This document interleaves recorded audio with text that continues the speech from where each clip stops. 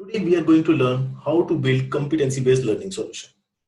In this demo, I'm going to show you complete picture in a 360-degree manner, from defining a competency to delivering the feedback system to students. So this will be the agenda for this presentation. So first, let's see what is it, this competency-based learning solution, and why do we need it. Then I'm going to demonstrate the ecosystem, what components or what system do we need to build this kind of a system. Then I'm going to demonstrate how to build it with or without systems. A little about me. I am education technology consultant. I am certified cloud architect, and I have been in the education industry for a very long time. Let's first talk about competency-based solution. So basically, as per Wikipedia, @gov and @glossy.org, and as per my also experience, I've noticed that it is around learner. It is completely learner-centered. It is designed on self-paced learning instead of teacher-driven content. And it is focused only on mastery of competency. And it is also known as, that skill-based competency, mastery-based learning system, and so on. And the primary objective to build this kind of system to show complete 360-degree view end-to-end. So this is the basic ecosystem. To build this kind of a system, first we need a competency management system, where somebody can go there, define the competency, and then we need a tagging system where we can do tagging to learning content, and then we need a assessment, and we need a tagging to assessment system. And when all these things are done, we need an engine which can play all these things. And when that engine is playing, then we need a system which is going to track all the data. And once all the data is tracked, then we need a feedback system, and we need to deliver everything in a seamless fashion using this competency-based system. Now let's move toward the demo. So first step, we are going to acquire competency. So either we can build it or you can acquire it. Then the second step, what we are going to do, we are going to do mapping. We have the competency, we have learning content, we have mastery assessment kind of quiz, and then we are going to tag them. Then the last part is the getting a feedback from the system, because we have implemented everything. The end goal is to showing the feedback to the end user from competency point of view. Okay, so let's take an example. In this case, let's say I want to build a system around math, and let's say I want to pick a standard as a common core, and let's take a grade level, like kindergarten. So first of all, we need to know who is providing this kind of standard. So we know that there is a common core who has already written standard for math. And let's go to the kindergarten. As per this standard, we know that these are the domain under this standard where they expect learner to learn all these things. Okay, so now we have a standard, but to make this useful, we need a format where system can understand. Okay, so let's search for this in internet, and we will see here there is a system, which can provide this in a CSV or JSON format.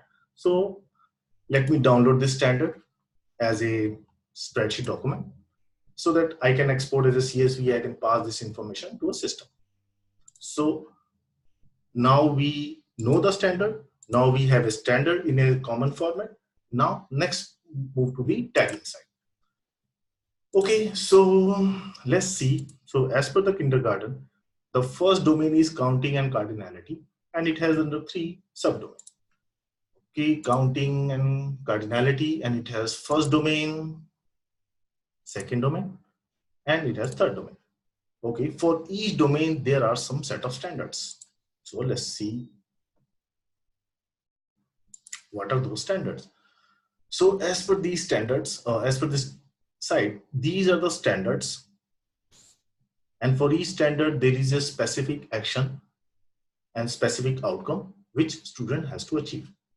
Okay, so let's see this particular standard which says count to 100 by ones and by tens. So for this, we need 2 information. First, we need a learning content which will give this kind of knowledge to a user. Then we need a assessment system which is going to assess the knowledge of a user based on this standard.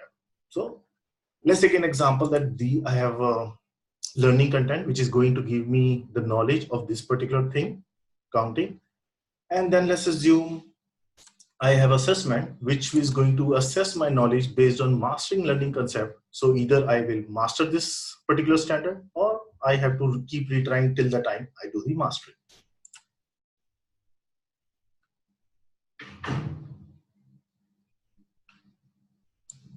So this is one of the sample. So now let's assume that, I have export this thing, let's say as a CSV format, and I have passed this to my learning system. So once this is enabled in the learning system, now student can view this thing, and let's assume that I have attempted lots of standards and I have done lots of mastery. Now the ultimate goal is to see the feedback system. So now let's jump toward a feedback system. So this is the feedback system. It is telling me, hey, I have achieved some 83% competency for common core kindergarten, and it seems I have not completed 17%. Okay, fine. Let's dig deeper. What are those 70%? Okay, I want to see domain wise.